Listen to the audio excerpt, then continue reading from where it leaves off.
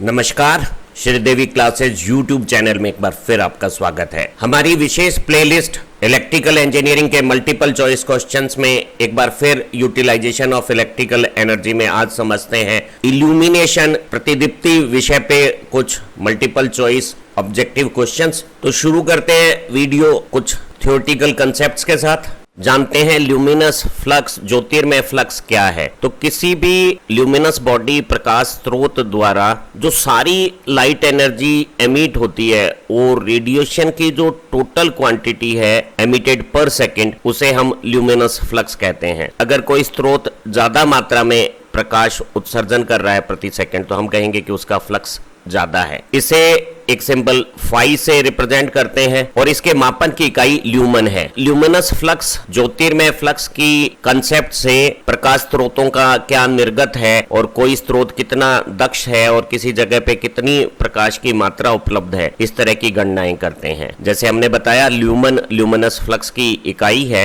और luminous flux को समझने का एक और तरीका है प्रकाश स्रोत की तीव्रता के साथ। यदि हमारे पास एक ऐसा प्रकाश स्रोत है जिसकी तीव्रता इंटेंसिटी एक कैंडल पावर है, एक कैंडेला है, तो वो अपने चारों तरफ सभी दिशाओं में प्रति यूनिट सॉलिड एंगल कितनी प्रकाश की मात्रा भेजता है, वो ल्यूमिनस फ्लक्स की मात्रा एक ल्यूमन है। अगर कोई प्रकाश स्रोत की तीव्रता आई है कैंडल पावर या कैंडेला में और सारा सॉलिड एंगल जिस क्षेत्र में हम प्रकाश की मात्रा ल्यूमन में नाप रहे हैं फ्लक्स की, उसका सॉलिड एंगल ओमेगा है, तो तीव्रता और सॉलिड एंगल का गुणा प्रकाश की कुल मात्रा उस क्षेत्र भाग में प्राप्त आ जाएगी। एक बिंदु स्रोत के चारों तरफ जो सारा सॉलिड एंगल बनता है वो 4 पाई स्टेडियन है। एक बिंदु स्रोत के चारों तरफ जो अधिकतम सॉलिड कोण बनता है, ठोस कोण बनता है, वो 4 पाई स्टेडियन है। तो अगर हमारा स्रोत एक कैंडेला इंटेंसिटी का है तो जो सारा ल्यूमन आउटपुट उससे आएगा वो 4 पाई ल्यूमन हो जाएगा। ये जो ग्रीन हाईलाइट में आई हुई लाइन है वो एक अच्छा प्रश्न का प्रारूप हो सकती है। किसी समतल में एक चाप या आर्क किसी बिंदु पे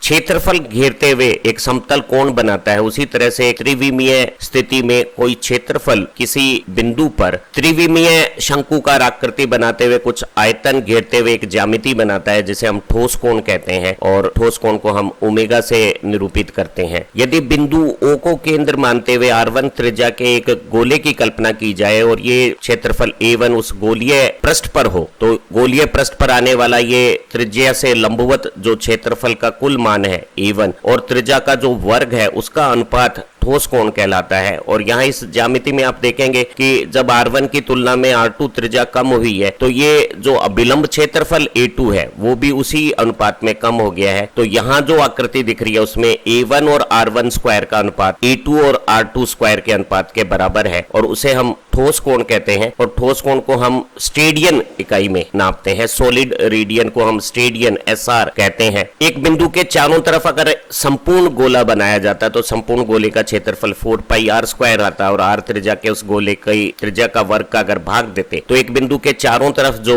एंगल बनता है वो 4 पाई स्टेडियन हो गया है। इस बिंदु पर एक कोई क्षैतिज तल हो तो इस तल के ऊपर जो ठोस कोण है वो 2 पाई स्टेडियन है और इस तल के नीचे जो ठोस कोण है वो 2 पाई स्टेडियन है और टोटल कोण इस बिंदु के चारों तरफ 4 पाई स्टेडियन है। हम सॉलिड एंगल की कंसेप्ट का प्रयोग किसी स्रोत से किसी दिशा विशेष में कितना प्रकाश विकिरण प्राप्त होता है उसे समझने के लिए करते हैं। जरा समझते हैं प्रकाश की तीव्रता, प्रकाश की मात्रा और सॉलिड एंगल में क्या संबंध है। प्रकाश की तीव्रता या ल्यूमिनस इंटेंसिटी किसी स्रोत के द्वारा किसी दिशा विशेष में कितना ल्यूमिनस फ्लक्स, ज्योतिर्मय फ्लक्स उत्सर्जित किया जा रहा है पर यूनिट सॉलिड एंगल, उसका मेजरमेंट है। इसे हम एक सिंबल कैपिटल I से प्रदर्शित करते हैं और इसकी इकाई कैंडल पावर या कैंडेला है। हम इंटेंसिटी को जो किसी ठोस कोण ओमेगा में कुल ज्योतिर्मय फ्लक्स फाई बनाती है तो फ्लक्स और सॉलिड एंगल के अनुपात के रूप में इंटेंसिटी को समझते हैं और इसकी इकाई ल्यूमन पर स्टेडियन है। उसे कैंडेला या कैंडल पावर भी कहते हैं। किसी स्रोत की कैंडल पावर वो ज्योतिर्मय फ्लक्स का कुल मान है जो वो यूनिट सॉलिड एंगल की किसी दिशा विशेष में उत्सर्जित करता है और हम कैंडल पावर को कैंडेला यूनिट में पढ़ते समय फ्लक्स और ठोस कोण कोण के अनुपात के रूप में इंटेंसिटी को समझते हैं। कोई प्रकाश स्रोत सभी दिशाओं में प्रकाश विकिरणों की मात्रा या तीव्रता एक समान उत्सर्जित करे ये जरूरी नहीं है। एक प्रकाश स्रोत के द्वारा बनाए गए क्षैतिज तल में जो सारे विकिरण उत्सर्जित हो रहे हैं उनकी जो औसत तीव्रता है उसे हम mean horizontal candle power MHCP कहते हैं। ये प्रकाश स्रोत का जो क्षैतिज तल है उसमें सभी दिशाओं में उत्सर्जित प्रकाश विकिरण तीव्रता का औसत मान है। यदि हम प्रकाश तीव्रता को एक क्षैतिज तल की बजाय सभी तलों में और सभी दिशाओं में समझना चाहें तो जो सबसे बेहतरीन कंसेप्ट है वो है mean spherical candle power MSCP, जो एक प्रकाश स्रोत के चारों तरफ उत्सर्जित कुल प्रकाश फ्लक्स को कुल ठोस कोण 4 पाई से विभाजित कर औसत स्फेरिकल कैंडल पावर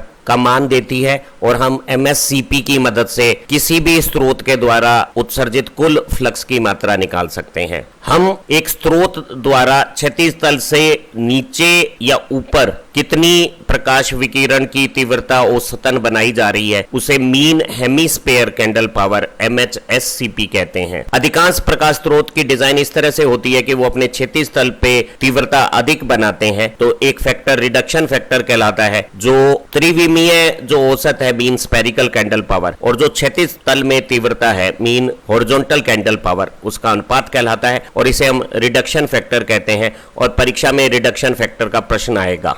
प्रकाश या रोशनी की धारणा को समझने का सबसे महत्वपूर्ण तरीका इल्यूमिनेशन प्रतिदीप्ति है। जब प्रकाश किसी तल पे गिरता है तो उसकी मात्रा कितनी है उसे हम इल्यूमिनेशन से व्यक्त करते हैं। ये वो सारे प्रकाश विकिरणों की ल्यूमन फ्लक्स मात्रा है जो पर यूनिट एरिया पे लंबवत गिरती है। इसे हम एक संकेत E से रिप्रेजेंट करते हैं और इसकी इकाई फ्लक्स पर यूनिट एरिया से जब हम कैलकुलेट करेंगे फ्लक्स ल्यूमन में और एरिया मीटर स्क्वायर में तो ल्यूमन पर मीटर स्क्वायर को हमने एक नया नाम दे दिया लक्स। तो इल्यूमिनेशन को हम लक्स या मीटर कैंडल में पढ़ते हैं और ये एकांक क्षेत्रफल पर जो विकिरणों के लंबवत है उस पर गिरने वाली फ्लक्स की मात्रा हो गई है। हमें किसी कार्य के लिए कितनी प्रकाश की मात्रा चाहिए वो हम इल्यूमिनेशन से तय करते हैं। अगर कॉरिडोर में चलना है या ग्रामीण सड़क पे कोई परिवहन है तो वहां हमें इल्यूमिनेशन कम चाहिए 50 लक्स के आसपास, लेकिन अगर कोई सतत कार्य बारीक गति के साथ लगातार करना हो तो हमें इल्यूमिनेशन का लेवल ज्यादा चाहिएगा। जैसे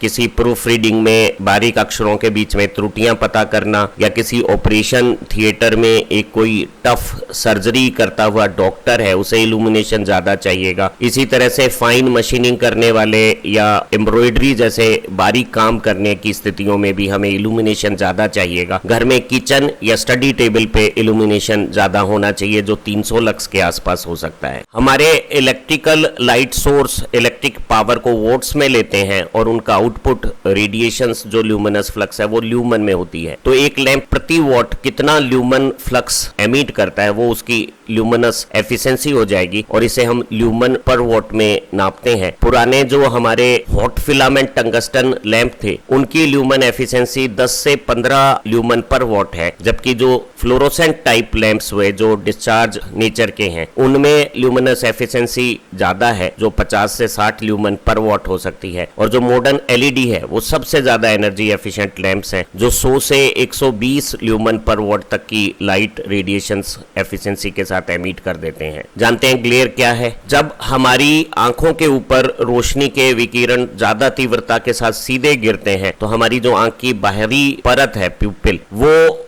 आइरिस द्वारा कंट्रोल होती है और हमारी पलकें ज्यादा रोशनी की स्थिति में झपक जाती है, इसे ग्लेयर कहते हैं। ऐसी स्थिति में हमारी आंख तो तेज रोशनी के प्रभाव से बचाई जा सकती है, लेकिन हमारा जो विजन है देखने की जो हमारी प्रवृत्ति है वो प्रभावित होती है और ऐसी स्थिति में असुविधा और परेशानियां होती है देखने के प्रक्रियाओं में। और इसे अवॉइड करने के लिए जो डायरेक्ट रेडिएशंस वाले लैंप्स होते हैं उनके ऊपर लाइट को डिफ्यूज करने वाले एनक्लोजर्स लगाए जाते हैं या फिर लाइट की पोजीशन ऐसी रखी जाती है कि वो आंखों की सीधी सीध में न आए, वो 7 फुट से अधिक ऊंचाई पे रखी जाती है। लाइटिंग डिजाइन में एक बहुत महत्वपूर्ण कंसेप्ट स्पेस हाइट रेशो है। ये हॉरिजॉन्टल डिस्टेंस जो दो एडजेसेंट लैंप के बीच में हम रख रहे हैं और लैंप की जो वर्क प्लेन से हाइट है उसका अनुपात है। एक अच्छी डिजाइन में स्पेस हाइट रेशो 1 से 2 के बीच में रखा जाता है ताकि मिनिमम और मैक्सिमम इल्यूमिनेशन में ज्यादा अंतर ना आए। बीच के क्षेत्र में जो लैंप से दूर है वहां इल्यूमिनेशन दूरी के साथ अगर घट भी जाता है तो दोनों की ओवरलैपिंग से टोटल इफेक्ट अच्छा आ जाए। हम स्ट्रीट लाइट की जब डिजाइन करते हैं तो लैंप की संख्या कम रखने के लिए लैंप की हाइट ज्यादा लेते हैं और वहां स्पेस टू हाइट रेशो 5 भी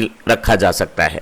इल्यूमिनेशंस को समझने के लिए हम कुछ अनुपातों को फैक्टर्स के रूप में समझते हैं और नाम से ही उनकी परिभाषा समझ में आ सकती है। जैसे एक है कोएफिशिएंट ऑफ यूटिलाइजेशन या यूटिलाइजेशन फैक्टर। रेशो है एक स्रोत द्वारा टोटल ल्यूमन आउटपुट जो दिया जाता है और जो टोटल ल्यूमन हमारा वर्किंग प्लेन पे काम के लिए उपलब्ध हो पाता है। जब लैंप प्रकाश विकिरण उत्सर्जित करता है तो कुछ लैंप के ऊपर कवरिंग में अब्जॉर्ब हो जाता है, कुछ रिफ्लेक्शन के दौरान दीवारों से और छतों से अब्जॉर्ब हो जाता है, तो हमारा वर्क प्लेन पे फ्लक्स की मात्रा कुछ कम पहुंचती है और इस अनुपात को हम यूटिलाइजेशन फैक्टर कहते हैं। अगर हमारा कक्ष बड़े आकृतियों का आकार का है, लंबाई चौड़ाई अधिक है, तो रिफ्लेक्शन मल्टीपल नहीं होंगे और यूटिलाइजेशन फैक्टर ज्यादा होगा। दीवारों पे लाइट कलर ज्यादा अच्छे रिफ्लेक्शंस के हों, छत पे सफेद रंग हो, तब भी यूटिलाइजेशन फैक्टर ज्यादा होगा। यूटिलाइजेशन फैक्टर का मान 1 से कुछ कम 0.8 और 0.9 के बीच में हो सकता है। इसी तरह का एक दूसरा अनुपात मेंटेनेंस फैक्टर है।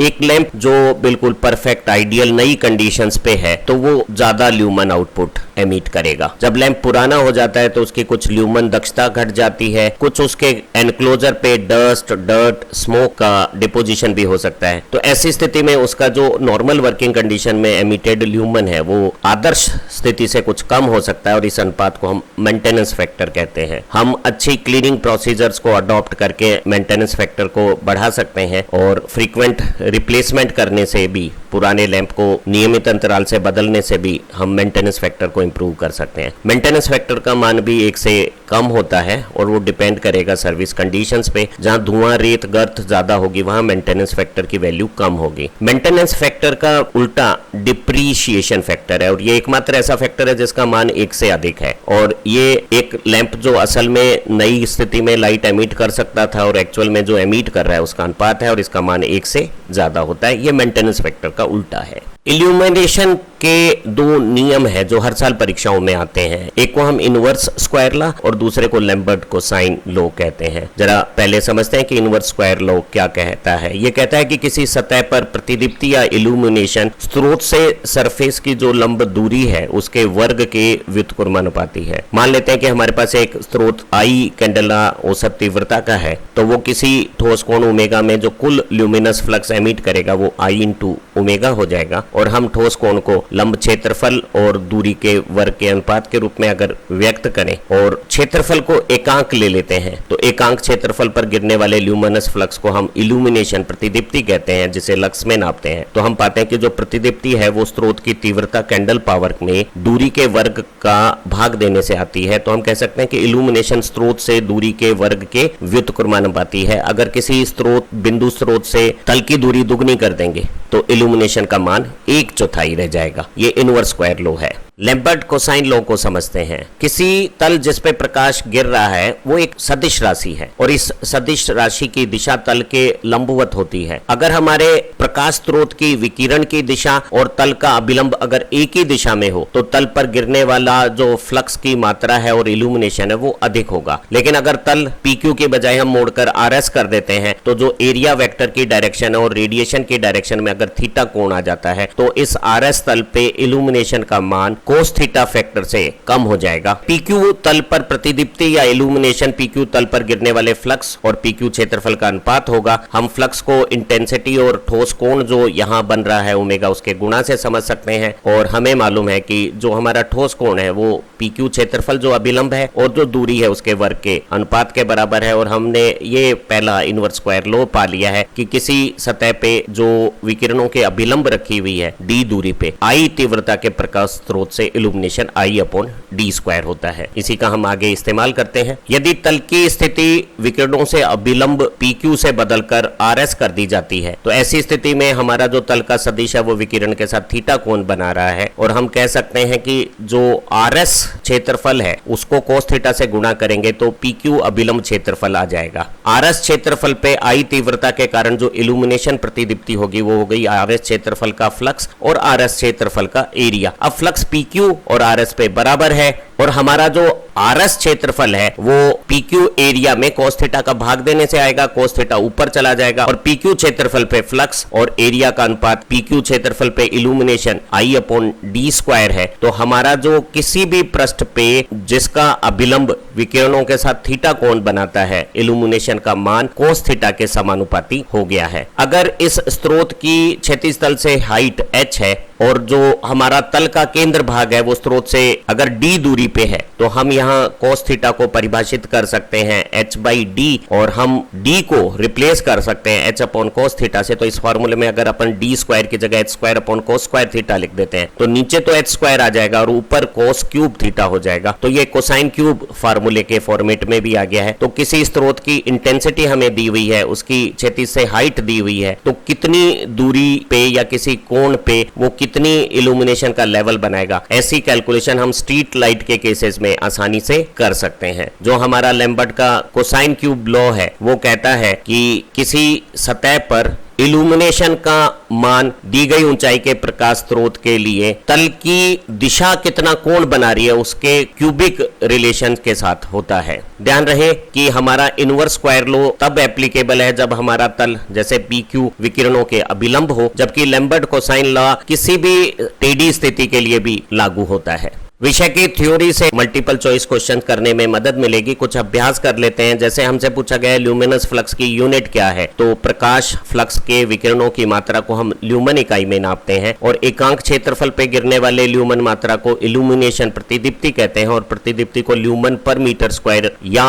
लक्स में नापते हैं। तो ये जो B और C है वो इल्यूमिनेशन की इकाई है, स्टेडियन ठोस कोण की इकाई है, और ल्यूमन पर स्टेडियन कैंडल पावर या कंडेला ल्यूमिनस इंटेंसिटी की इकाई है। तो सभी इकाइयों को एक बार फिर दोहरा लेते हैं। ल्यूमिनस फ्लक्स की इकाई ल्यूमन है, यहाँ राइट चॉइस ए हो गया। लक्स या ल्यूमन पर स्क्वायर मीटर इल्यूमिनेशन की इकाई है, और स्टेडियन ठोस कोण है, और ल्यूमन पर स्टेडियन एकांक ठोस कोण पे गिरने वाला प्रकाश विकिरण तीव्रता है। जैसे दूसरा प्रश्न है ठोस कोण को कैसे परिभाषित करते हैं, तो हमने जाना था कि ठोस कोण अभिलंब क्षेत्रफल और दूरी के वर्ग के अनुपात को कहते हैं, और इसकी इकाई स्टेडियन है। अगेन आंसर ए सही हो गया। अगला प्रश्न है कंडेला किसकी यूनिट है, तो कंडेला ल्यूमिनस इंटेंसिटी प्रकाश तीव्रता की इकाई है। ल्यूमिनस एफिशिएंसी को हम ल्यूमन पर वॉट में पढ़ते हैं, और जो एलईडीज होती हैं वो सबसे ज्यादा एनर्जी एफिशिएंट लाइटिंग है जो 100 ल्यूमन पर वॉट जैसी ल्यूमिनस एफिशिएंसी रखती है। जबकि जो हमारा तापदीप्त तंतु लैंप है वो कम एफिशिएंट लैंप है, उसकी ल्यूमिनस एफिशिएंसी 10 से 15 ल्यूमन पर वॉट है। किसी कार्य के लिए कितना इल्यूमिनेशन का स्तर चाहिए वो कार्य के प्रकृति पे निर्भर करता है। हमसे पूछा गया कि किस कार्य में सबसे अधिक इल्यूमिनेशन का लेवल चाहिए, तो जो बारीक काम होते हैं सतत लगातार करने होते हैं उनमें हमें इल्यूमिनेशन का लेवल ज्यादा चाहिएगा। रेलवे प्लेटफॉर्म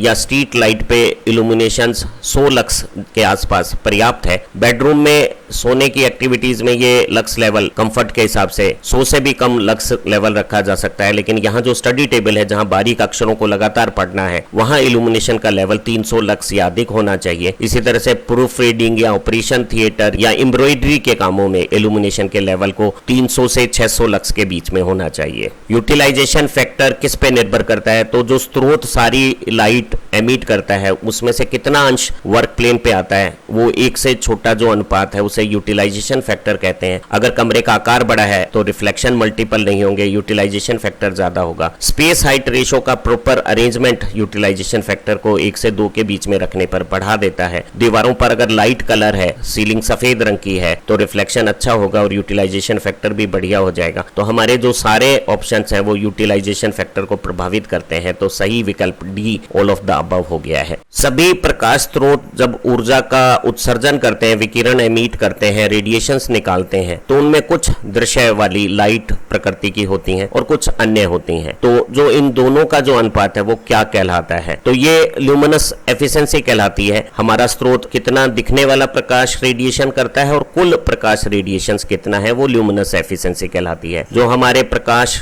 उत्सर्जन करने वाले ताप दीप्त तंतु लैंप हैं, वो बहुत ज्यादा अवरक्त विकिरण ऊष्मा के रूप में उत्सर्जित करते हैं और उनकी ल्यूमिनस एफिशिएंसी 8 से 10% के आसपास है। जो एलईडी है वो अपनी अधिकांश रेडिएशन विजिबल नेचर की करती है, तो उनकी जो ल्यूमिनस एफिशिएंसी है वो ज्यादा है। हमने जाना था कि मेंटेनेंस फैक्टर पुराने लैंप की रोशनी और नए लैंप की रोशनी का अनुपात है, 1 से छोटा है, और इसका उल्टा डिप्रिसिएशन फैक्टर है। सारी लाइट में से कितनी लाइट वर्क प्लेन पे पहुंचती है वो कोफिशिएंट ऑफ यूटिलाइजेशन है। किसी स्रोत की एमिशन कैपेसिटी, वो कितनी प्रकाश मात्रा उत्सर्जित करेगा, वो किस पे निर्भर करती है? तो वो सोर्स के साइज पर डिपेंड करेगी। एक लंबा बड़े आकार का सोर्स जैसे हमारी फ्लोरोसेंट ट्यूबलाइट, वो ज्यादा लाइट रेडिएशंस कर सकती है। वो स्रोत के टेम्परेचर पे डिपेंड कर सकती है। अगर वो तंतु लैंप है तो ज्यादा टेम्परेचर पे ऑपरेशंस पे विजिबल लाइट का जो हिस्सा है वो बढ़ता है। और हमारी जो दिखने की प्रवृत्ति है वो वेवलेंथ पे डिपेंड करती है। जो हमारा सोडियम वेपर लैंप है जो कैरेक्टरिस्टिक येलो लाइट एमिट करता है, उसमें विजिबल सेंसिटिविटी ज्यादा होती है, तो एमिशन कैपेसिटी वेवलेंथ पे भी डिपेंड करती है। हमारा एक बार फिर आंसर हो गया